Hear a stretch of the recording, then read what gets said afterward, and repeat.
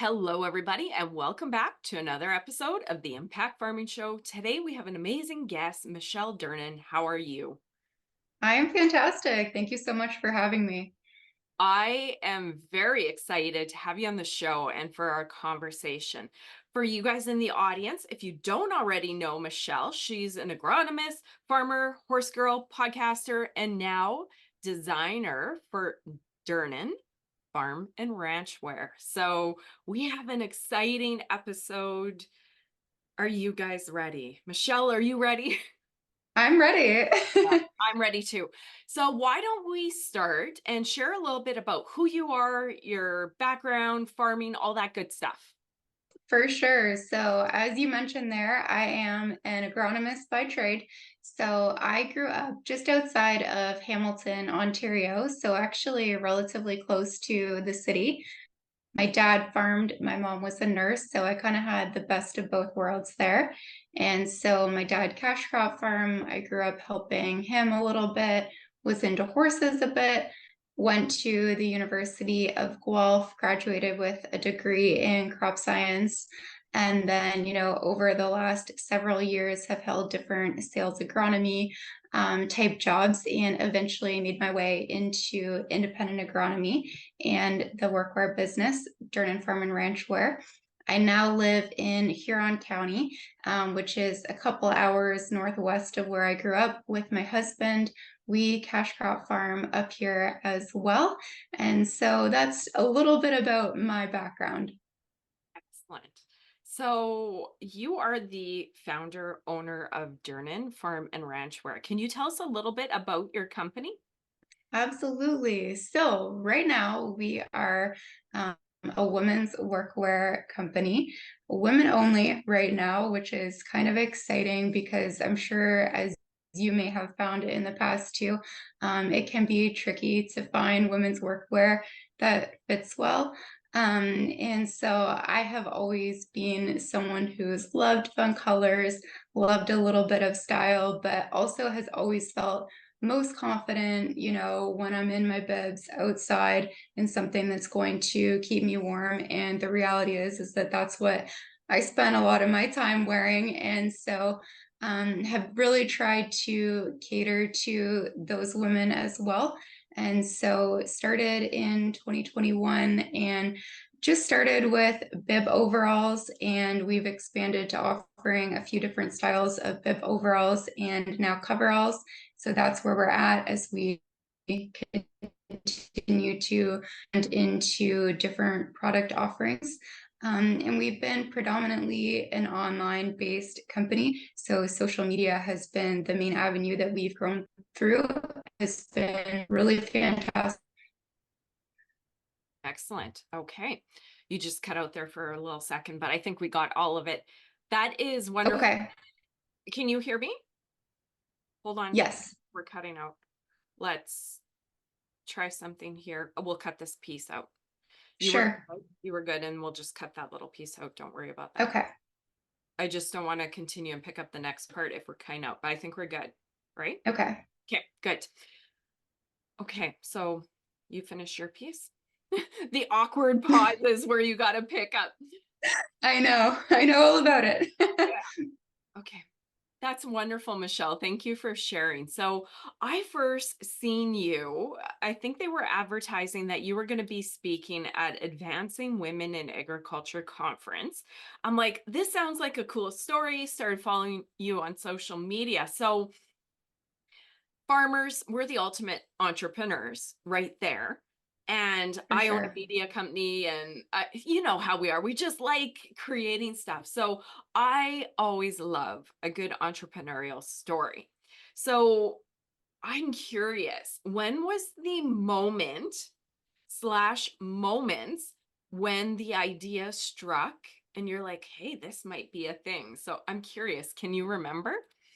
Yes, I can for sure. So I'd always loved wearing, like I said, my bib overalls, my big Carhartt jacket. I just love the feeling of being protected from the elements. And I've also always loved fun colors, different prints and whatnot. And so I thought, since I was in high school, really, I'd always thought it would be so great if there were workwear that came in different colors and maybe fit a little bit better. And then as I, got a little bit older, I started wearing my overalls to ride my horse in the winter. And they're just were a few things where the functionality just wasn't fantastic for that activity. And so again, I kind of thought, it would be nice to have something that was a little bit more suited to, this aspect of my lifestyle personally. So it always had those thoughts in the back of my mind. I did not grow up an entrepreneurial person. I think, like you said, a lot of farmers are for sure. It honestly was not something that I thought was in the cards for myself, and I think that's kind of neat, and I hope that that can be maybe a little bit inspiring for some people that sometimes feel a little bit stuck in their job. Just that, you don't have to come out of the womb wanting to own a business by any means. There's certainly lots of different ways that you can come to create it. But it would have been, 2020 when I really started to think, okay, maybe I could just try this. And I'd started to see some Western boutiques start to, really pick up steam that have been in business for a few years. And they were selling predominantly online, also based out of rural locations. And I was like, okay, well, some of these girls, they didn't have experience, in apparel either, but they're making a go of this.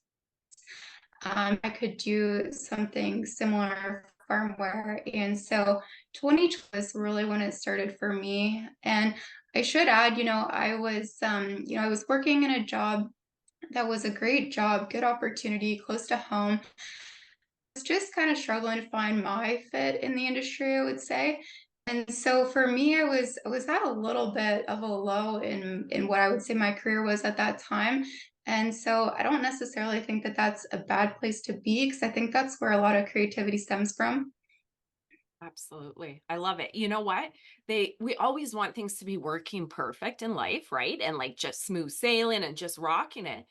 But contrast and what we don't like, not that there was anything wrong with your job, but you get in a job and you're like, okay, this is good. But that's how we bump along and learn, right? We need to know what we don't want to do to kind of navigate to what we want to do, right? That's what I've learned. Absolutely. For sure. I feel like I've always made my biggest moves when I've kind of been like, in a situation that I didn't love. Yeah. Yeah, I hear you.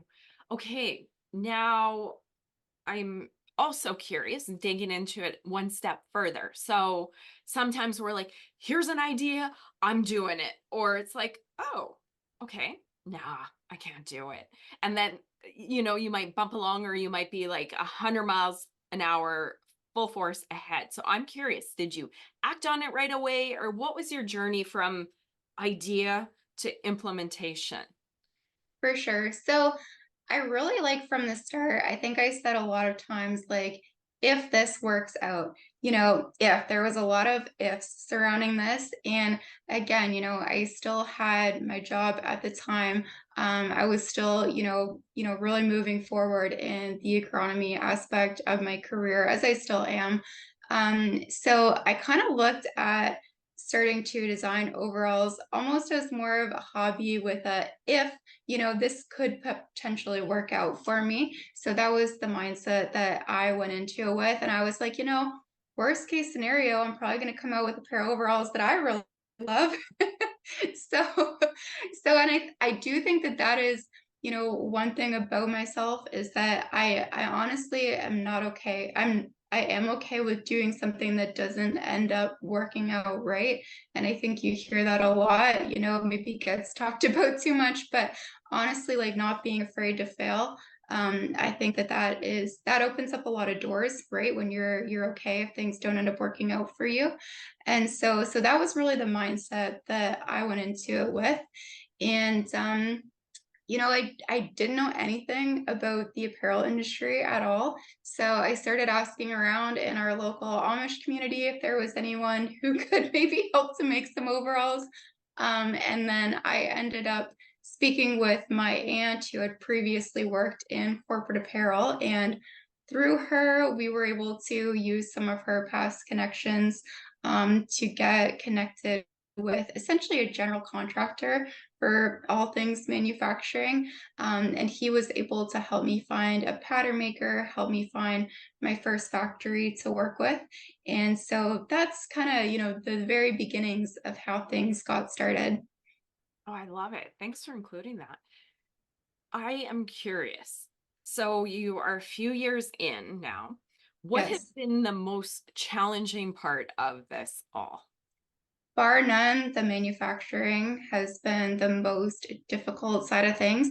We are so lucky in agriculture, just how close knit the industry is. And I've said this before, if you wanted to go start a feed mill tomorrow, I could probably, within a day have 20 people that I could talk to that could give me some insight in how to pursue that opportunity. And the clothing industry, I would say, is a little bit more disconnected. It's also, I hate to say the word predatory, but it is in a way. You do have to be a little bit more careful. Cross your T's, dot your I's type of things, just in determining who you're going to work with, especially if you do decide to go overseas. And that's something that I have had to learn the hard way for sure. So yeah, so that has definitely been an interesting adventure, but just getting things made. So obviously when you're starting out, you're going to have smaller quantities and everything is going to be made domestically in Canada, which is great. Um, but a lot of our manufacturing has moved overseas, so I really, really struggled to find manufacturers who are willing to work with my heavy canvas material that I work with. And so, I contacted dozens of places. Like I said, the local Amish, several Mennonite communities, even went as far as like tarp manufacturers, just to try and find folks that would be willing to sew for me. So that was really difficult. I'm fortunate now I have a couple of good manufacturers that I work with here, and then am working to move more towards overseas for some of the heavier garments as well. And so just navigating that side of it has been tricky for sure. I can 100% relate, not exactly on the level and what you're doing, but I used to manage the marketing department for Lund aluminum fishing boats. And as Okay. part of that, I took care of pro staff. And what we did, we ordered clothing to give out to like Bob Azumi and all these fishermen. So, of course, we order these big batches from overseas of jackets. And I remember this one year, we were super excited. I got to share this because I can totally relate. We ordered this huge batch of nice big jackets. They're mainly men at that point. There wasn't a lot of women doing the fishing thing at that point. That was quite a few years ago.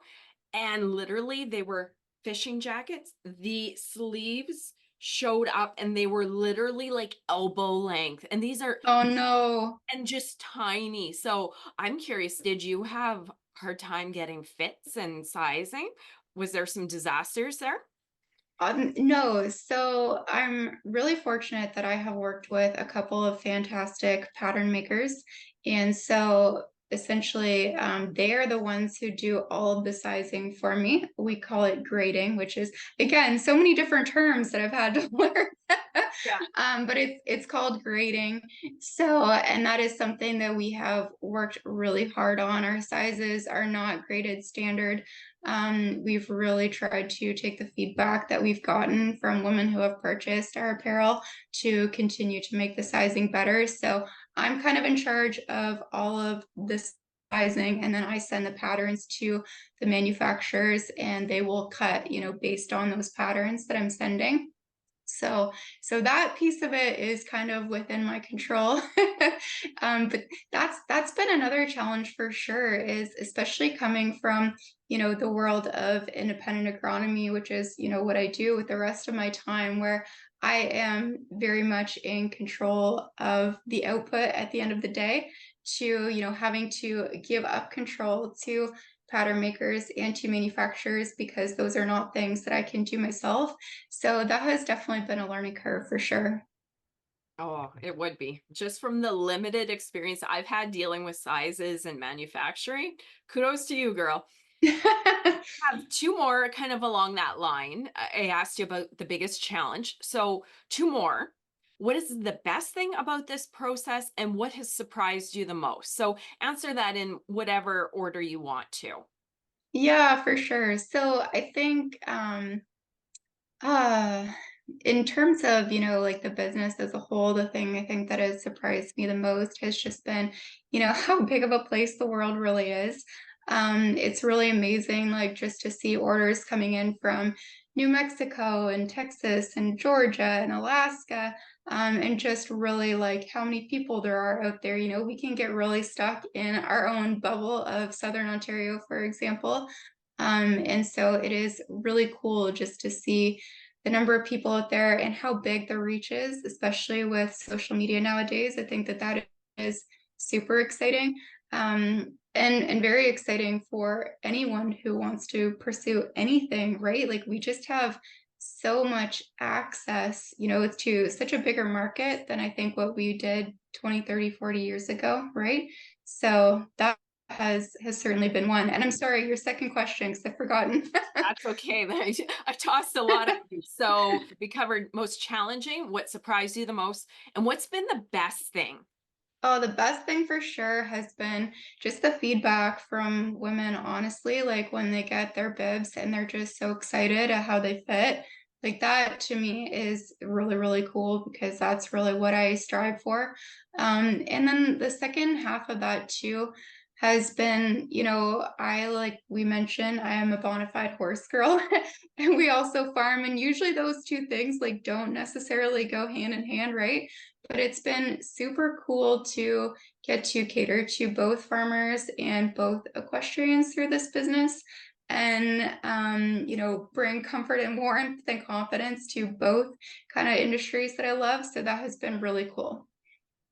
I'm excited to have a look at your product a little bit more. When you first started the conversation, you were chatting about how awkward we won't name manufacturers here. I don't want to get sued, but some of the clothing out there for two reasons. It's not necessarily it's bulky and not Hmm. sized for women, and it makes a difference. We're built a little bit different proportionally, right? So I'm Yes. excited because I used to try and put on the traditional farming outdoor gear and then go and just jump on my horse in winter, fall when I needed extra protection. It was so bulky and uncomfortable. So much needed products.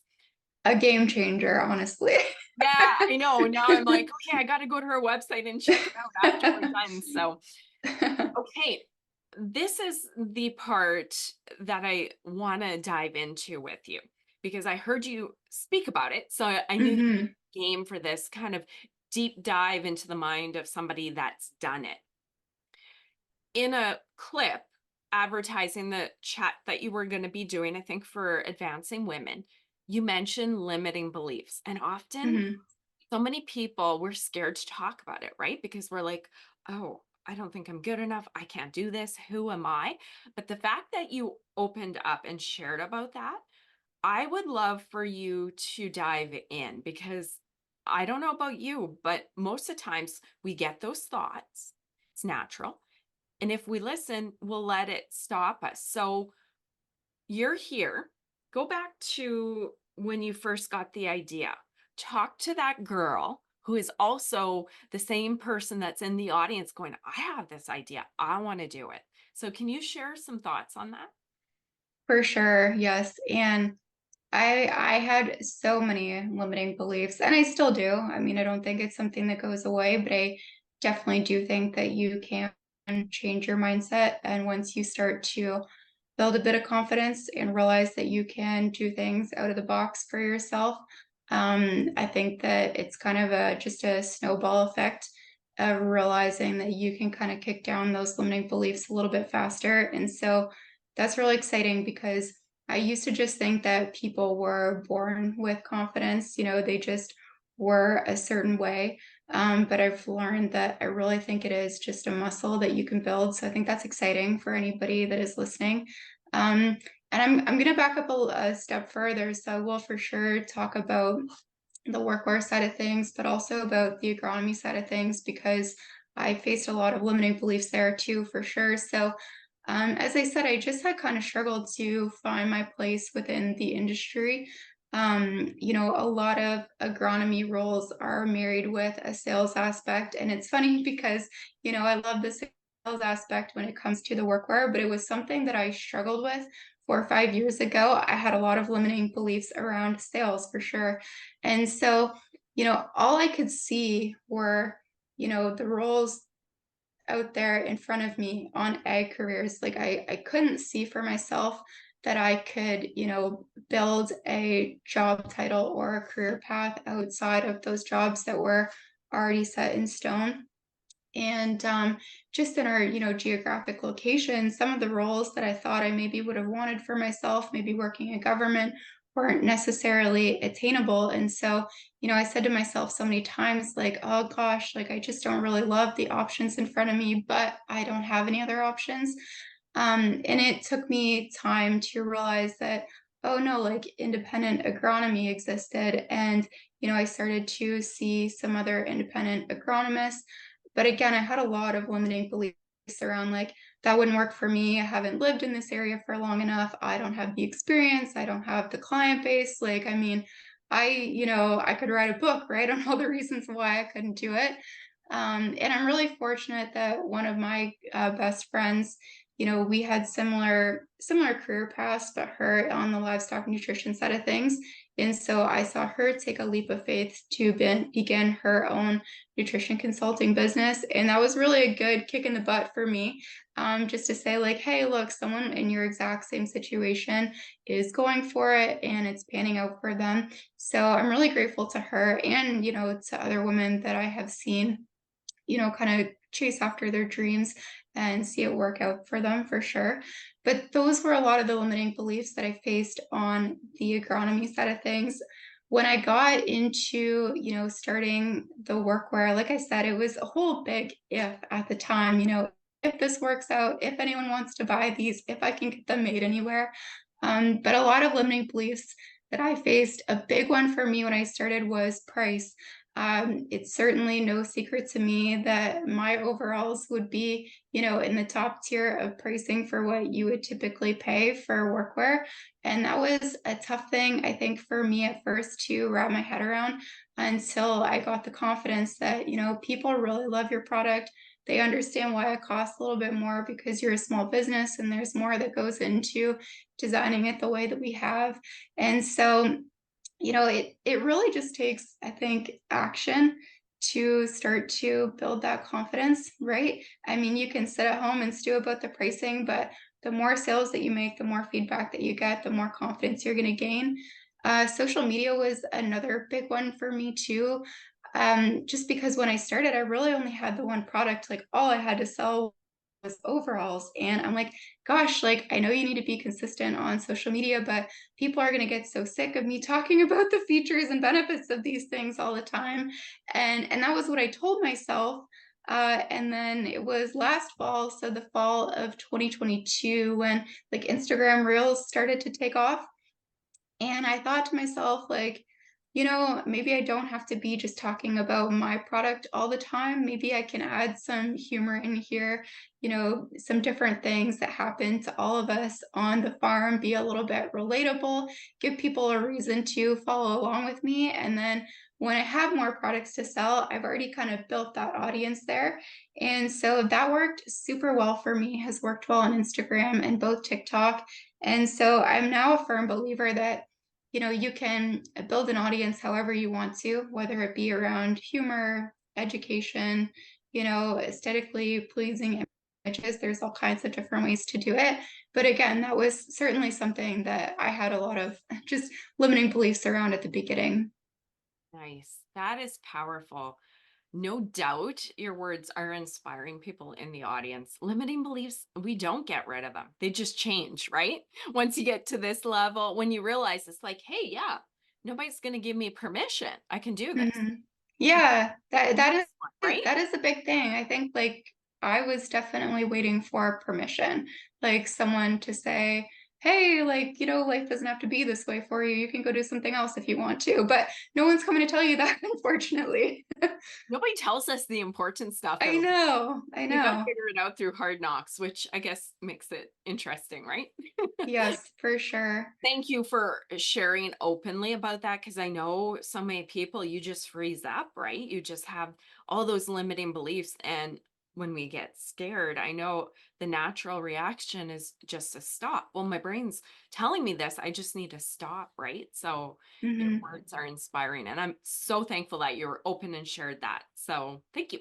Yes. No, not a problem.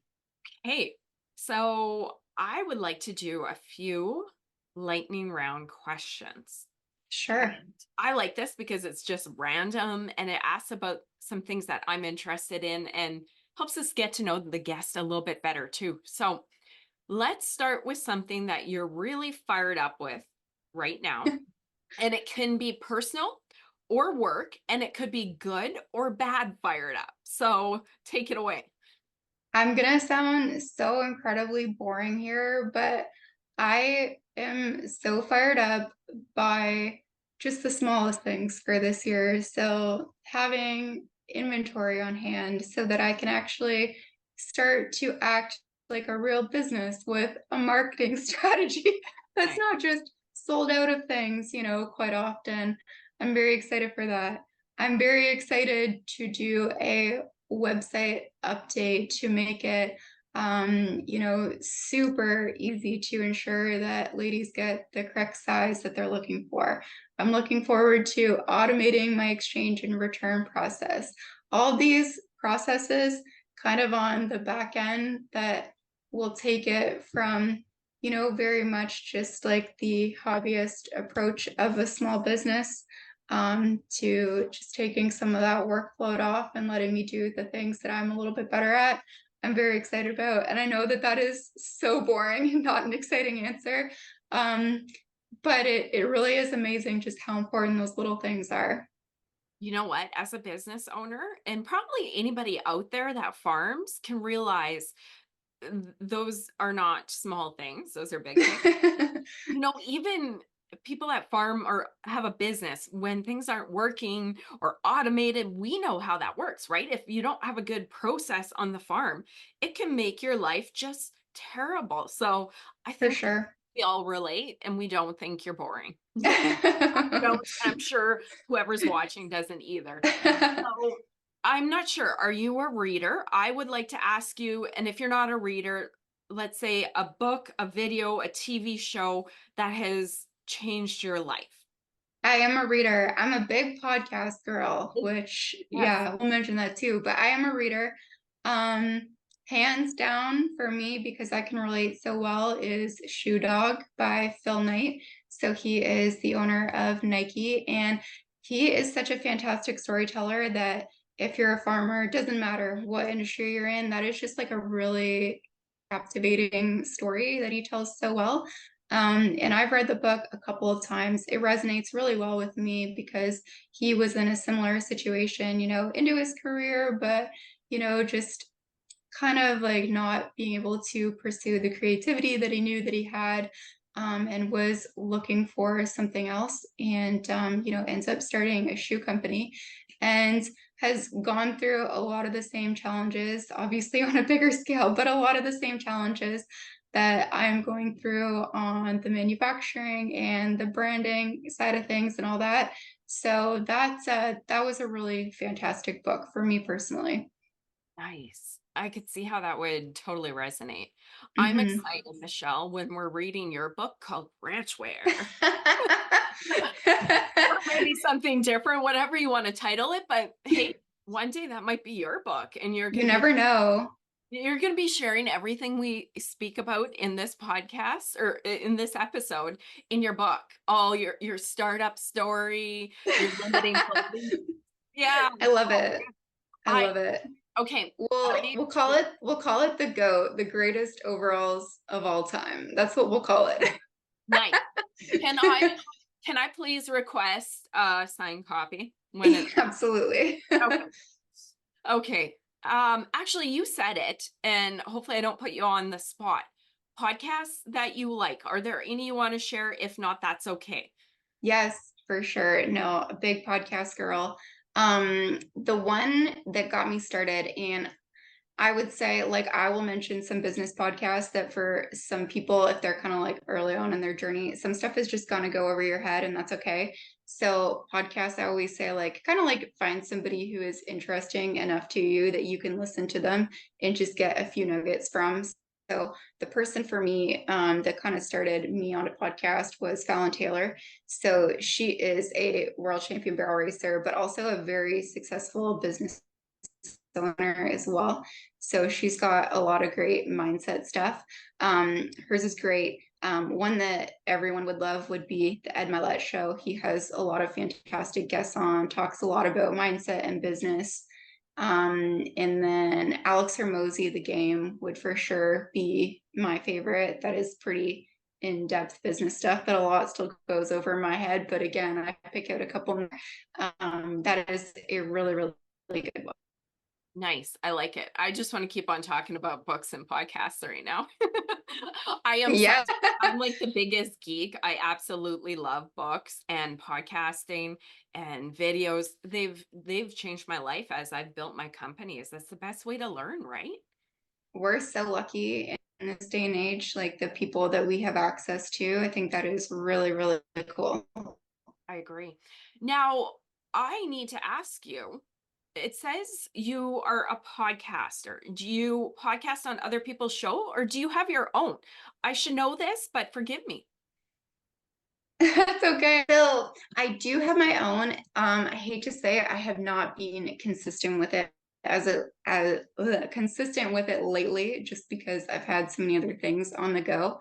But I do have a podcast. It's called Prosperity Ag Out Loud. And neat thing about that podcast is I started it, oh gosh, I think it was 2019 or 2020. It was just before I'd started the work, all kind of got rolling. And that was the very first thing that I ever did for myself that was like outside of the box of the workplace or school. I pay the host like I'm sure you do. And I wasn't expecting anything out of it other than to have guests on to provide value to others in the Ontario ag industry. And I learned so much doing that. You certainly have to step outside of your comfort zone to reach out to guests, to have them on, dream up questions. As you know, it is tough interviewing. It's not as easy as it looks for sure. And in the first time that I've ever really put my voice out onto the internet and realized that people would actually listen. So that was really cool for me and definitely gave me a little bit more confidence that I could create something that was my own. And so I have not been as consistent with it lately, but there certainly are some great episodes on there, mostly interview style podcast with other, successful, influential people within our local Ontario community. You mentioned it earlier and you said we're so lucky nowadays, and you're a testament to that as well. And I'll take the woman angle, but not necessarily the woman angle. Man, woman, it doesn't matter. We have so much opportunity. If I look, and I'll go back to my grandma, go there. My grandma was a stay-at-home farm wife. Beautiful, lovely. She raised 11 children, very busy house, very busy farm. Even if she wanted to work out of the home, there wasn't that much opportunity for her. And then my Mm-hmm. mom started her own business. But you look at that generation, that was a lot of bricks and mortar. And if you wanted to start a business, unless you had hundreds of thousands of dollars or big backing to like build a business that you're building, Michelle, you would have had to have huge financial backing to even get a loan, build your setup, build your store, everything that we're able to do. And your story is such an inspiration, all the tools to be able to connect with people on social media, and you're doing it. So that's why I wanted to interview you. It's such an exciting story, an exciting time for anybody that wants to chase their dreams, eh? For sure. I think it's all a lot more accessible than maybe what we think it is. Absolutely. Wonderful. Okay, one last question, and then I'm going to open the floor for you to give parting words and how people can connect with you. Best advice you've ever received? For sure. I'm gonna give two. I'm gonna Ooh, give two. keep it coming. So funny, my dad has always had a saying that he had heard from a neighbor, which is that, opportunity is like Niagara Falls. You just need to reach out your hand. And he'd said that to me so many times growing up, and I was always like, Dad, like it's harder than that. And so I have now rephrased that opportunity is like Niagara Falls. You just have to be able to get in the barrel and go over. Love Just meaning that, you have to be willing to take the risk. And I think that there is huge opportunity out there for anyone who is willing to take risks. Um, Second greatest piece of advice that I've ever heard has come from a podcast from Alex Hermosi, who I had mentioned. And he's talked about this several times, but basically just that, we all grossly underestimate the amount of time, volume, and effort that it's going to take to be successful at something. And that has come in handy so many times when you have a TikTok that goes viral and your store doesn't sell out like you think it might, right? You make a handful of sales. You get published in a newspaper article, right? And again, you get a dozen sales or whatever. I think that we really do underestimate just what it's going to take. But having heard that so many times, like, no, like you just have to keep putting in the repetitions, right? This is absolutely normal. I think that sometimes we all think our human experience is very unique to us, but there's so many other people that have done this before us. And so words of wisdom like that are super helpful. Oh, I love it. I have loved this whole interview. I just had a feeling I would. Oh, beautiful. Okay, we have to wrap up, and I'm trying to think of more questions to ask you just to keep you on air. Oh, I love talking to other entrepreneurs because it's so exciting. It's just such a Mhm. journey. So I guess we'll have to wrap up. And I'll give you a final spot to share any words of wisdom, thoughts, anything you want to leave our audience with, and how they can connect with you, how they can buy your ranch and farm wear. Take it away, my dear. For sure. I guess, only thing I would really say, and I feel like I always kind of cater my thoughts to, yeah, younger me. So, like, the younger listeners that are out there, but it doesn't necessarily have to be, it could be anyone who's wanting to pursue something different or feeling a little bit stuck. I think just try things like, you're not married to them, right? Like the podcast, and I've tried other things since that I did for a time and I learned so much. And I maybe don't do them now, but I gained a lot of confidence. I learned a lot from. And so, it doesn't have to be forever, but you will certainly grow just by trying different things. So that's kind of what I would leave with today. And in terms of following along with myself and Durnin Farm and Ranch Wear, I always say funniest on TikTok, funnier on TikTok than I am in real life. And then so DFR Wear on TikTok and Instagram, and Durnin Farm and Ranch Wear on Facebook is where you can find us. Excellent. And I will include all those links on the show page. So, farm marketer, impact farming, find this episode, go to the bottom, and you'll be able to connect with Michelle as well. Michelle, thank you for this beautiful conversation. It has exceeded my already high expectations of the conversation. So, thank Thank you so much for having me. my pleasure. You guys in the audience, if you love this conversation as much as I did, like it, share it, and get it out there. Everybody needs to hear Michelle's story. It's amazing, fascinating, encouraging, and check out her farm and ranch wear. Thank you guys. See you next week. Bye bye.